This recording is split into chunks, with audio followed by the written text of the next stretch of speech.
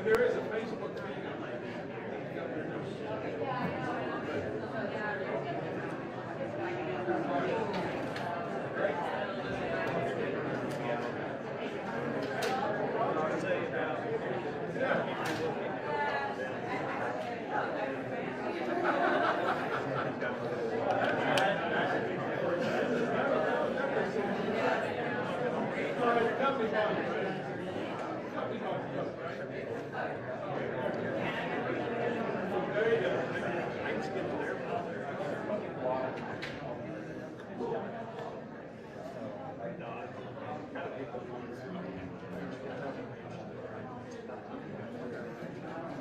We're going to be getting started here in a few minutes. If any of you guys want to be put on our local media list, come see me after the event. Just look for the guy in the orange hat. Okay?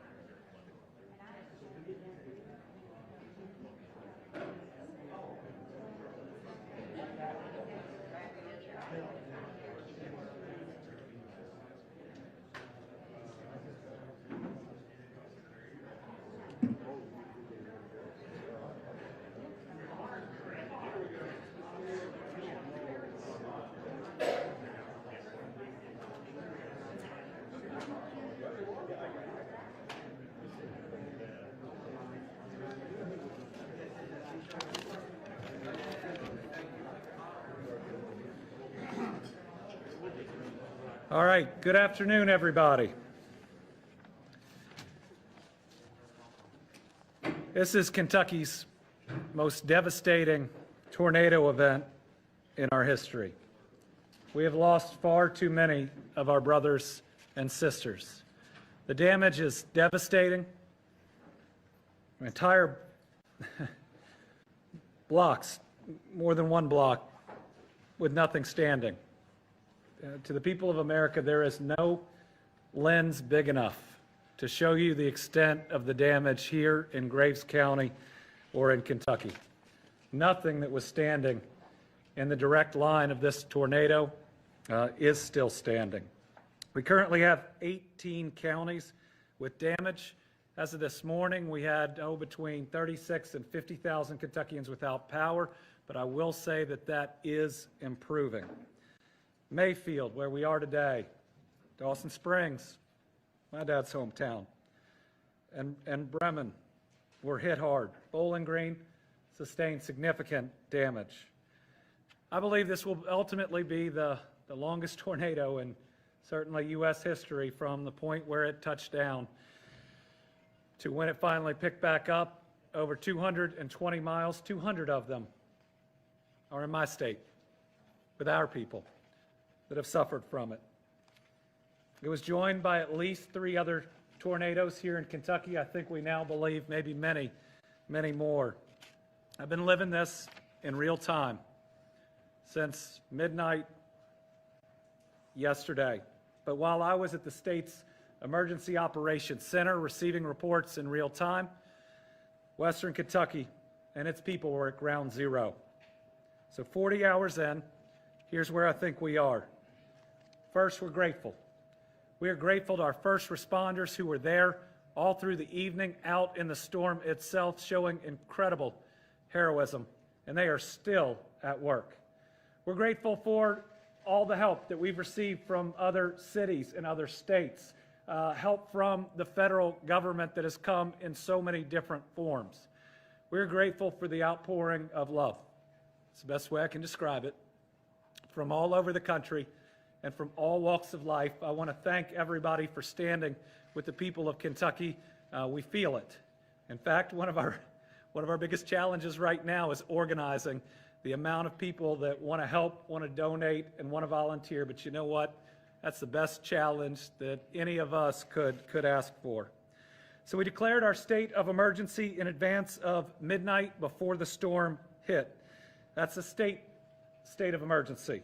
We've now been granted the immediate federal state of emergency. It is rare. It was granted incredibly quickly, and we are grateful to Homeland Security, to FEMA, and to President Biden himself. The National Guard has been deployed. We have over 300 guardsmen that are active. They are out in our communities. They are doing everything from going door to door, though in many of these communities we don't have doors anymore. They're going rubble to rubble, searching hopefully for survivors, but otherwise to at least have certainty for families that we can advise them of their loss. They're doing debris removal, and they're also helping out in law enforcement capacity where needed. Our transportation cabinet has been out, hundreds of Kentucky workers in every large truck we can find. And let me tell you, today in Mayfield, we've even started moving debris out. And when you think 40 hours in, that is a testament to the people and the workers here and also the workers at that cabinet. Division of Forestry is assisting with tree removal. We have requested and we have received assistance from all over the state and from the federal government, including help in search and rescue from federal teams as well as other state teams. And for supplies, especially drinking water and generators, we're now working on getting enough water for the hospital here to operate on a daily basis until service is restored. We launched the Team Western Kentucky Relief Fund at wkyrelieffund.ky.gov. Here's how the people of America have responded. 18,031 donations, over $2.3 million, every single penny of which is going to come to help our families here. The first set of expenses, grants that we're going to be rolling out are for funeral assistance. The very first thing that we have to do is grieve together, and we're going to do that before we rebuild together. More information will be coming on that. Today, we can also announce that our state parks are open to help families that have lost their homes. We're taking them in. We are trying to guarantee everybody a 2-week stay so they're not worried about tomorrow. They can worry about finding their relatives, making sure their kids have enough to eat. We've opened Kentucky Dam Village, Ken Lake, Lake Barkley, that is in this region, Barren River and Rough River, which can help the people of Bowling Green, and Audubon, which can help the folks in Muhlenberg County. We already have 104 adults and 2 kids at Pennyrile. That's helping the people of Dawson Springs, a town that half of which is leveled. It's open to first responders and volunteers as well. And let me thank all of them, every single one, for what they are doing. They've helped us clear roads and ultimately to have even knocked on doors where they stand to check on people. We want to thank the rest of the country for your attention, for your help, and for your prayers.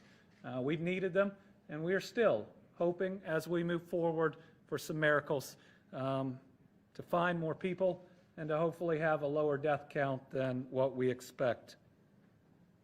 I wish I understood why we've gotten hit with the pandemic, a historic ice storm, flooding, and now the worst tornado in our history, all in a span of 19 months.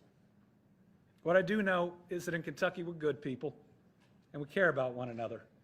That's why people were out in this storm helping their neighbors or people they don't know. That's why other counties, you can look on people's shirts, are here and we're here immediately trying to help. It's why we opened 13 shelters but only have 6 open anymore, because we take each other into our homes. We're going to grieve together, we're going to dig out and clean up together, and we will rebuild and move forward together. We're going to get through this. We're going to get through this together, because that is what we do. We are blessed today to have both the Secretary for U.S. Department of Homeland Security and the head administrator for Federal Emergency Management Agency, known as FEMA, with us less than 40 hours after this event began. Federal government has been there every step of the way, even helping us to know what we can ask for and saying yes. I want to thank all of them. That starts with the President, who called me 3 times yesterday alone. I believe we're going to hear from Congressman Comer here in a minute. I've heard from Senator McConnell. We are very pleased with the response. We want you to keep it up, but we want to thank you so much. We're first going to hear from Alejandro Mayorkas, Secretary of the U.S. Department for Homeland Security. Mr. Secretary, we can't thank you enough for being here for our people. Thank you very much, Governor. FEMA Administrator Deanne Criswell and I and our teams visited the Candle factory site, the decimated site earlier today. We spoke with the leader of the search and rescue team and had the opportunity to thank some of his members. I saw on site a backpack that was left behind and a pair of shoes. And it represents the tragedy that this tornado has wreaked on this area of Kentucky. We learned of a telephone that was recovered, a cell phone that recorded 27 missed messages. We've lost fathers, mothers, brothers, sisters, sons, daughters, and others. But as the governor so poignantly and powerfully stated, we will get through this. We will grieve together, but we will also recover together. And that is why we in the federal government are here today. I want to make it perfectly clear that we are here physically today, but we will be here tomorrow, in the days, weeks, and months ahead until the recovery is complete. I want to express our tremendous thanks and admiration of the governor for his leadership of the people of Kentucky. In a time like this, it is a time to come together, and that is indeed what we have done. Federal, state, and local personnel of all walks in response to the needs of the people. We also visited a fire station and saw first responders who themselves are survivors of the disaster, place their own needs behind, and continue to respond to the needs of others. And I want to pay special thanks to the first responders and to all of those here in this area who are willing to sacrifice themselves for the well-being of others. We met with the mayor of Mayfield and heard her expression of resolve and commitment to the recovery. One of the things we've learned over the years about disasters is the need to lean forward and move personnel and resources very early, and that is indeed what we have done. FEMA has deployed its incident management assistance teams to Kentucky to help lead the federal effort on the ground. Damage assessment teams, search and rescue experts, and additional staff were standing at the ready to support the rescue operation. FEMA is helping deliver food, water, shelter, power, and all necessary aid to local communities. Upon receiving the request yesterday from the governor, President Biden approved an emergency declaration for Kentucky, giving this Commonwealth and its local emergency responders needed resources for this response, including direct federal assistance from DHS, from the Department of Homeland Security, FEMA, and the rest of the federal family. As the President told the country yesterday, whatever is needed here in Kentucky and across any community affected by this tragic event, the federal government will do everything we can, everything in our power to help. Now, let me turn it over to FEMA Administrator Deanne Criswell for further details. Thank you. Thank you, Mr. Secretary, and thank you, Governor. And just to all of the people of Kentucky, my heart goes out to each and every one of you who have experienced the tragic events from these tornadoes. As you heard from the governor, you had an outpouring of support that has come in from other communities, but I want you to know that the nation, your country, is praying with you. They're praying with you today for your speedy recovery and for all the tragedy that you have endured. I'd also like to recognize those first responders, the heroic efforts that they put forth over the last 40 hours since this tornado struck are just incredible.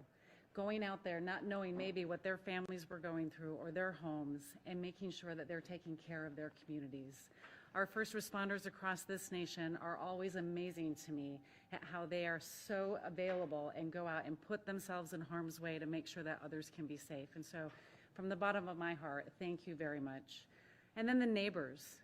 We've also heard incredible stories of neighbors helping neighbors, neighbors rescuing people from rubble.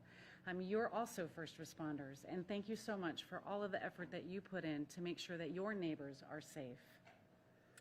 We did have an opportunity today to be able to visit a couple of areas that have been impacted.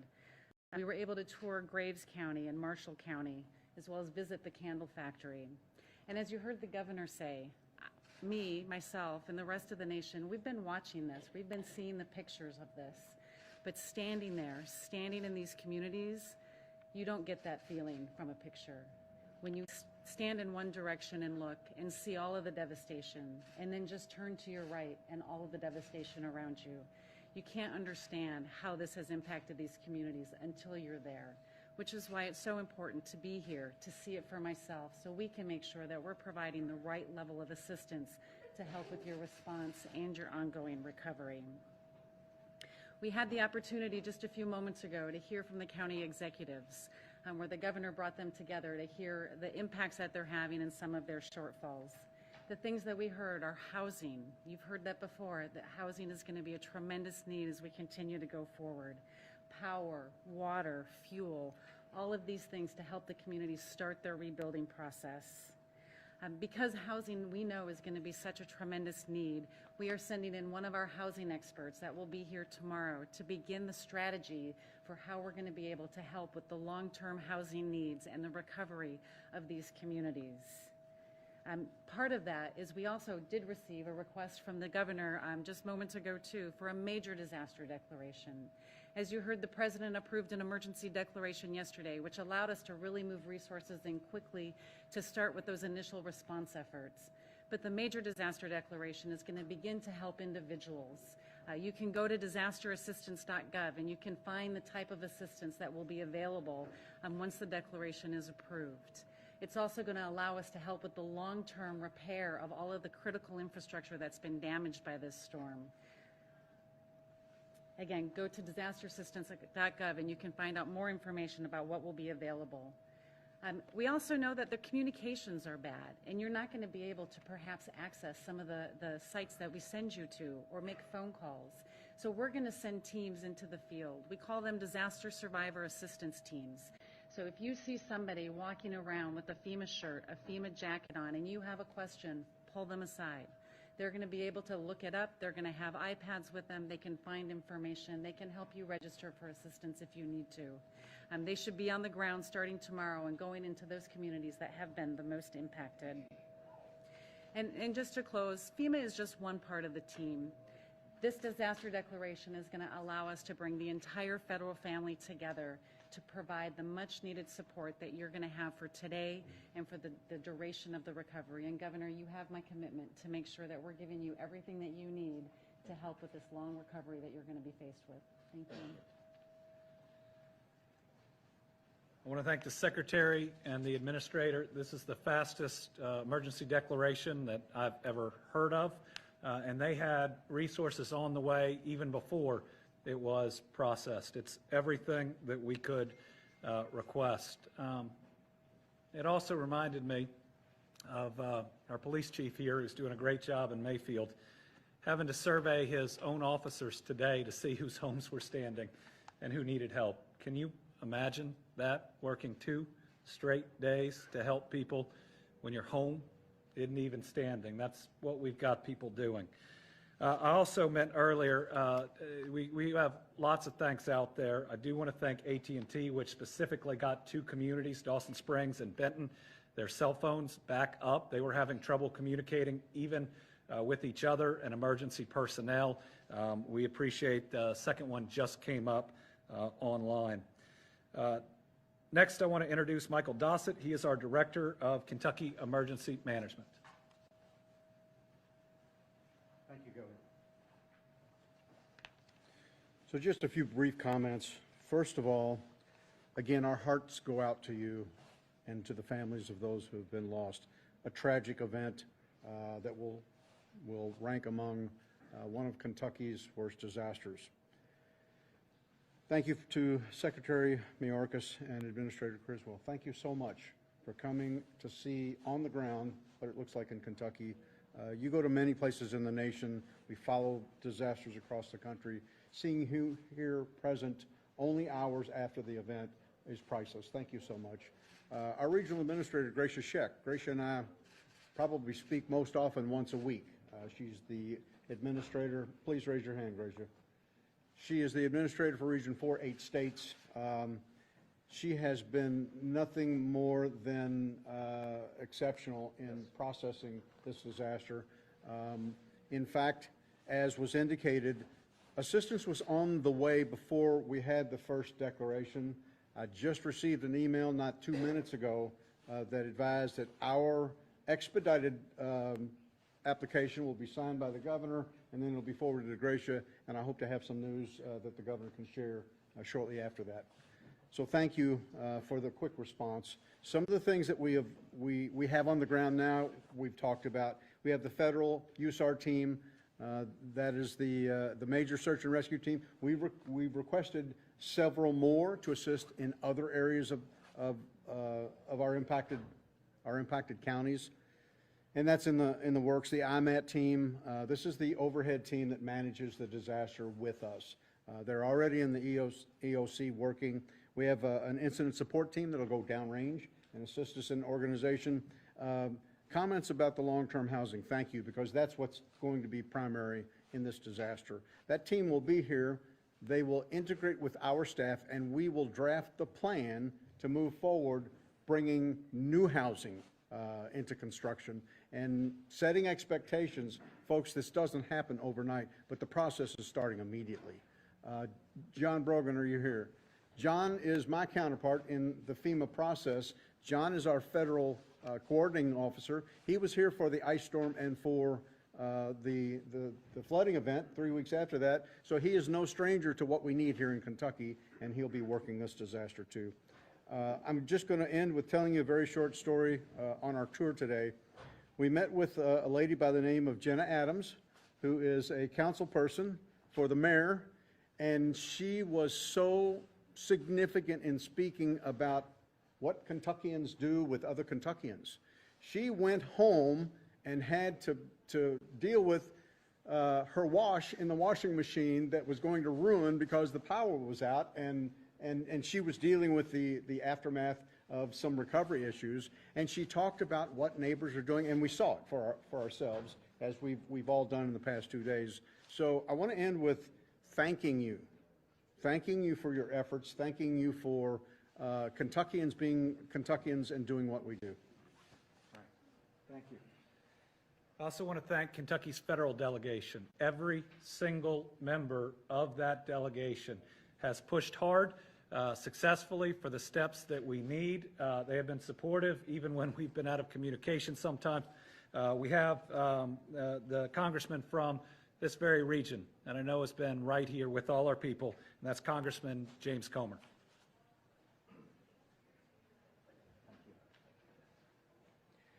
Well, I want to thank Governor Beshear for his quick response with emergency management, with the National Guard, with the state police. I want to thank Secretary Mayorkas and the FEMA director for coming here immediately. This is going to be an effort that's going to take local, state, and federal cooperation, and we're going to have it. We've pledged that. We had a meeting prior to this press conference with the local elected officials in the counties most adversely affected in West Kentucky. We've already spoken about the immediate needs of power, of water restoration, getting utilities back, communications back. I think everyone's going to be working together. This isn't going to happen overnight. This is going to be a very long process. But in speaking with every local resident in this community and the other communities adversely affected, they all will quickly say, we're going to rebuild, we're going to come back. And that's what you have here in this part of Kentucky, in West Kentucky. People that have a sense of community pride, they want to rebuild, and we're going to be there cooperating on the state, federal, and of course the local level. So thank you. Thank you. Next up, we have the National Guard, which has been so critical these last 18, 19 months in so many different ways. We call on them to do so much. Most recently, they were helping to staff our overrun hospitals at a time when we desperately needed help. Every community they're in, the morale picks up. We know when they're there, we're going to make it. So here's General Larkin to give us an update. General. Thank you, sir. Currently, the Kentucky National Guard has slightly over, as the governor mentioned, 300 soldiers and airmen. on duty. We're operating in 9 Kentucky counties, 106 of which are here in Graves County. We are performing missions in law enforcement augmentation, search and rescue, route clearance, and providing air support and airlift. We continue to anticipate the needs, and we continue to process requests through the Kentucky Operations Center. As always, we are proud to serve the Commonwealth, and we fight as Kentuckians. Thank you. Finally, we got a real special person. First person I gave a hug to when I got on scene. Mayor here in Mayfield is Kathy Onan. And when I first got to talk to her, since this has happened, we were standing outside of that candle factory. These are all our people, but these are neighbors of hers that she serves every day. Mayor, we're with you, and we love you. Mayor Onan. Thank you so much, Governor. As the mayor of this tightly knit, small Western Kentucky town, one of the greatest honors I have is watching the first responders all over the county as they run 2 disasters. 40 hours after the greatest disaster to ever hit Kentucky, and especially my hometown, I know, because they're here standing behind me, that my state government and my federal government are running toward that disaster with us. They came to us. I didn't call them, they called me. And that shows me how miraculous of a situation exists in the Commonwealth and within our federal government.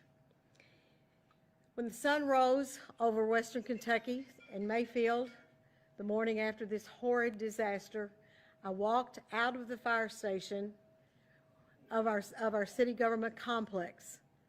Our city hall was destroyed. Our fire station was destroyed. I don't think there's a pane of glass in any vehicle or property that the city owns that isn't shattered. And as I walked out, I looked across the street to a bank where there was so much rubble. I looked over the city, and I've said it before, it looked like matchsticks. And I did cry. I've tried not to cry a lot, but I did cry. I had to have a moment.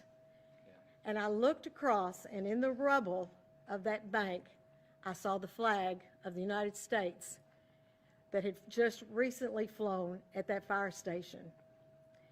So I walked across the street, and I moved bricks aside, and I took that flag. And standing just over to the right of me were 2 of our first responders. And I went to them and handed it to them, and immediately those 2 men began to fold it with the most respect. They'd been up all night. They were tired. They were dirty. And they began to fold it as gently and as beautifully as I have ever seen. I've had that flag with me in my possession. It is safely at my home. And it will always hold a place of respect on that city government complex, however it may look in the future. And it will be there. But I know that in the future we will raise another flag which represents everything that's happened here, all the efforts of everyone.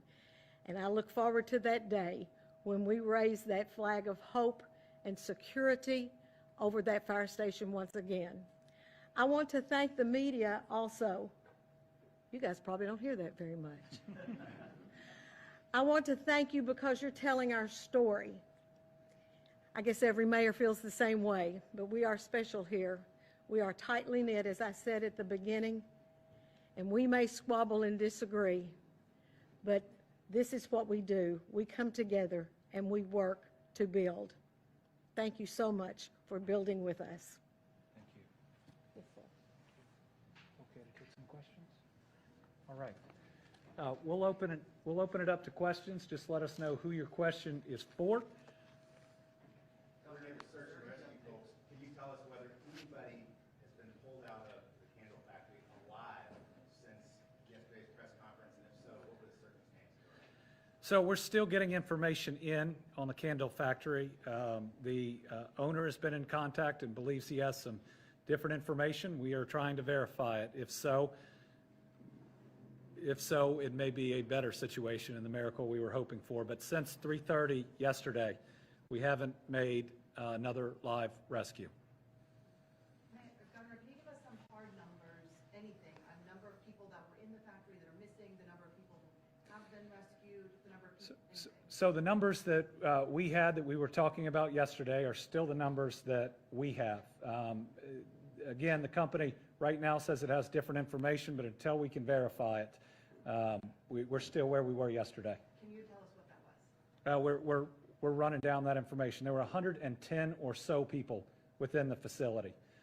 Originally, there were 40 rescues, and then they're still trying to make contact with different individuals to determine exactly how bad it is. I am praying that maybe original estimates of those we've lost were wrong. If so, it's going to be pretty wonderful, but it's way too early. Is there an estimate in terms of size and damage, number of homes, businesses in Mayfield or beyond? Well, we're going to have over 1,000 homes that are just gone, and that assessment is going to take some time, but I don't think we'll have seen damage at this scale ever. Yeah. I just talked to some folks who can't get their medicine, their home is a pile of rubble. What should I tell those folks? Where can they go? Where can they get the help they need? Are they here in Graves County? They're here in Graves County. All right, do we have some of our Graves County responders? Medicine and all, we're sending people. I believe we're setting up at the Grace County Fairgrounds. Yes. FedEx. Right. So we're dropping water at the fairgrounds here. We're having all the packages now delivered there from different groups. Michael? Governor, there's a mobile pharmacy on the way to assist. And there's a mobile pharmacy on the way to assist. One more question. Sure. for you. As you look ahead to rebuilding, I know that's, right now you're just trying to still save lives and assess everything, but will you look to rebuild in a way that makes sure that there are more safety structures in place in the event that more tornadoes could Right. I mean, every time we rebuild, we want to be more resilient. We don't want to see this ever happen again. With that, I think when it's all said and done, when they evaluate the power of this tornado, I think it's pretty hard to build a structure that can ultimately hold up to it. Whether these structures have been brick or wood or steel, some of these even metal buildings, they're gone. When this tornado hit, it didn't take a roof off, which is what we've seen in the past. It exploded the whole house. People, animals, and the rest just gone. So yes, we need to rebuild and be more resilient. Yes, there were a lot of warnings, but this thing is so powerful that I don't think there's any blame. We are just people together trying to move forward. Governor, what is the latest figure you have for the number of people that were killed in this disaster and the number of people who have been injured? We haven't really talked much about those two. We don't have a firm number on injuries. We know that hospital here, I believe, saw at least 80 people in the first 8 hours. Bowling Green's hospital, significant too. Again, on the death count, we know that we're going to have at least 4 counties that are in double digits. Again, I think the best that we can hope for would be the 50. But I think it's going to be significantly worse than that. Remember, we're still finding bodies. I mean, we've got cadaver dogs in towns that they shouldn't have to be in. And I know early you guys talked about this a little bit, but ballpark, how many people might be without homes? Oh, thousands of people without homes. We don't have an exact number of houses because right now we're trying to count people, and that's where we have our main focus. How many confirmed deaths are there at this point? Let me get the number of the confirmation. I get the reports in on what we have seen, but they're not confirmed until the person is fully identified and the family is notified. You have the confirmed number, Michael? We do not, sir, as is the normal progress. The Kentucky Health Department certifies that for the governor. Yeah. Best case scenario, best case scenario, we're at 50 that we thought we had earlier. I'm not optimistic for the best case scenario, but I'm certainly going to hope for it. I know we're over 10 in Warren County. We're over 10 and growing in Hopkins County. We have significant loss here. We're over 10 in Muhlenberg, in a town, 100 and something people. I think we're at 3 to 5 in Caldwell. And so, you know, those numbers are going to continue to grow as we're able to go house to house and home to home. Governor, you and I, we know what Kentucky's about. We're from here, but to see the attention that the state has gotten on a global scale from this, what do you hope people take away from seeing Kentucky news and the resiliency of our people? Well, first, we're grateful for the outpouring of support, of attention, of prayers from this country and from the world. It's all we could ask for, and it's just pure love, you know. One country united, worried about us. What I hope they see is that we also love one another. We are good people that care about one another. We open our homes, we open our businesses. As people get power on, they're reaching out to everybody else to invite them in. The number of emergency responders or just volunteers, you know, my dad's from Dawson Springs, not far from Madisonville, and the number of volunteers when I was there yesterday from Madisonville is truly special. So I hope they see a state that cares about one another, that's willing to grieve with one another too, but is strong enough to rebuild. Yes.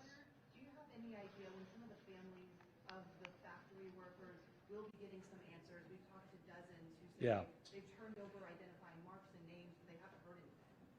Well, the process, and it's not a process I agree with, is that the families are notified after an individual is fully identified there by the coroner or others. I think as we've seen more events like this, we just need to be more upfront about the possibilities for those families. For each of them, I'm really sorry. You're not supposed to lose people the way we've lost them these last 2 years, and you're not supposed to lose people like this, and to not know and to not have the information has got to make it that much harder. Do you know if anyone here in this room has information about how many people have been reported missing to the Graves County coroner? Do we have a mayor report on total number of missing? Yeah, and the challenge is we'll have the reports that come in. We'll try to compile and move forward. I know in Bowling Green, that's being done by some volunteers that are there that create the list. In Dawson Springs, it was multiple pages. Single-spaced, with communications down is the real challenge, right? When your cell phones don't work in these communities, exactly how do you find people to truly know how many are missing? And again, we're 40 hours in, and just the level of devastation does make having the specific numbers I know you want just difficult to have. So, quick question, talking to a teacher earlier, they haven't been able to get in touch with some of their schools. You talked about what's going on in schools. Yeah. So our school systems right now are primarily staging grounds. Staging grounds where we want to get power up and going. We're sending a large generator to the Dawson Springs school, and they are truly functioning as shelter, as staging grounds. You know, it's a special place that is just as important in the midst of this. I know in these communities without power, obviously we won't have school tomorrow, and that word is going to be getting out there. I just had one thing, I'm sorry to interrupt Sure. you. Just to answer the previous question, if families are still seeking information about loved ones that are missing, they can go to His House Ministries here in Mayfield. Okay. His House Ministries here in Mayfield for those people we're trying to find. It'll take time to get the school systems back up and functional. And in some areas, I think it's going to happen faster than others. We talk about 18 counties. We've got some that are primarily intact, but need power, need phone service, and we'll want to be back in school as quickly as we can get that. For others, like here and like Dawson, it's going to take some more time. Yeah. You mentioned yesterday a little bit about this, but do you have any more insight into the employees that were in the candle factory when the tornado hit? Were some given the option to leave? What was communicated to them about what options they had? Yeah. Right now, I'm unaware of what was communicated to the individuals in the factory. I do know, based on accounts of those who have gotten out, and then also where we found people who haven't, that it appears most were sheltering in the place that they were told to shelter. We've heard some accounts, or I have, of moving to that area. I hope that area was as safe as it could be, but this thing got hit directly by the strongest tornado we could have possibly imagined. Were they sheltering in the same place? But there is a portion that I believe that they are trained to go to, and we do think many people, maybe even most people, were able to get to that point. But again, this is information coming from some who made it out. From what we see there, we'll learn more on that as the days go forward. Our operation right now is recovery. Governor, what would you tell us just on your initial reaction of being in Princeton, being in Dawson Springs, two places that are special to you? I'm emotional after 2 days. This is a place that, Dawson's a place where I'd go and I'd sit on my grandparents' front porch about 2 weeks a year, one at Christmas and one at the barbecue festival. They'd all sing. They tell me not to sing. And that same porch I went to check on their house. And their house is still there, but 1 block up and left or right is just gone, just flattened. And again, for folks that can only see the image, you stand in the midst of this and everything you see, everything, right, left, forward, backwards, is gone, and you can see for maybe even miles that you previously couldn't. And so it hurts, but I know it doesn't hurt me nearly as much as the people who live here, and they know whose house that is that's not there anymore. So electricity is coming on in some places faster than others. It depends on the damage. I know Marshall County is coming up a little bit faster. Here in Graves County, it's a work in progress. It really ends up depending on how many lines are down, how significantly. It appears that work is really moving. On the water side, it depends on what exactly has been damaged and what it takes to operate it. I know in Dawson, a generator was able to, or they believe is able to get the pumps back going. Again, in Marshall County, I think water is being restored. Again, it's community by community and what it's going to take. Even if you can't confirm numbers, can you confirm that last night into today, you said there hasn't been a rescue since Saturday at 3:30. Have more bodies been pulled, recovery bodies? You just cannot say how many last night and today. I think we are still trying to get the most accurate information.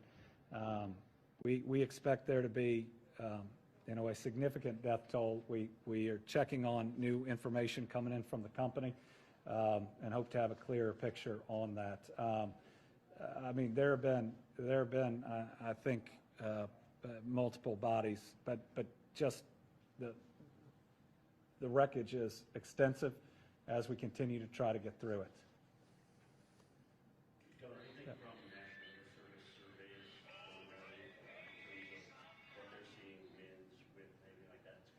We have the National Weather Service here that could answer any question.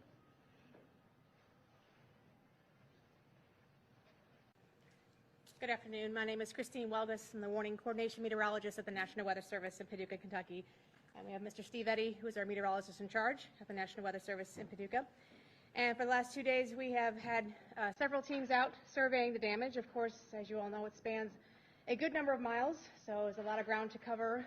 But I did do an aerial survey yesterday, and I can tell you that the track is continuous from south of Casey in Fulton County all the way to at least Beaver Dam, where we finally turned around.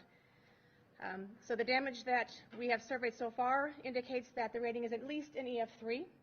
However, we have world-renowned experts who are on the surveys right now, and also experts within the National Weather Service that are looking at the data, and will be looking at possibly upgrading that rating as well. On behalf of the National Weather Service, our hearts go out to each and every person that has been affected by this tornado. It not only affects us here locally at our offices, but across the entire Weather Service, where we've had numerous people come to us and say how deeply sorry they are for everything that's happened here. But as we get more information, we will definitely release that to you. We have lots of surveys to continue to do over the next couple of days and a lot of work to do still. Is that EF3 for Mayfield? Or which part of the county that you? That's the highest rating that we found along the entire track in our area. Our area serves parts, EF3, graded through. Right. And there are locations along the path, Casey, Dawson Springs, Earlington, Bremen, that are definitely harder hit areas. How long is that path, miles? We have not figured out that because the survey has not been completed. As you go south into Tennessee, that's another Weather Service office that is covering that. And then you go east of Muhlenberg County, and the National Weather Service in Louisville covers everywhere east of Muhlenberg County. So again, there's surveys ongoing for the last couple of days, and we still have to figure out exactly how long the path is. Great. We'll just take one more, and we'd say that I think it's at least a 3, and look around. I'm not a meteorologist, but I expect we'll find it's much more severe. So, yeah. Question, I know obviously this is historic for Kentucky, but are you concerned that this kind of extreme weather could be the new normal and that this is a reflection of climate change? You know, right now, I can't process whether this is a new normal or not. We're just trying to identify the dead, locate the living, reunite families, try to give people a place to stay and something to eat, get them their medicine, meet their needs. All the rest of it, over time, we can talk about. And what I'd say is, please just focus on our people and the help that they need and they deserve. As we get more information, as we get concrete numbers, we will be transparent about them. We will get them to you as soon as we can. Please understand we're 40 hours in the midst of rubble, but we're tough people. We got a ton of help. Thank you to the federal government. We could not ask for a stronger response. Thank you to our federal delegation. We're going to get through it, and we're going to get through it together.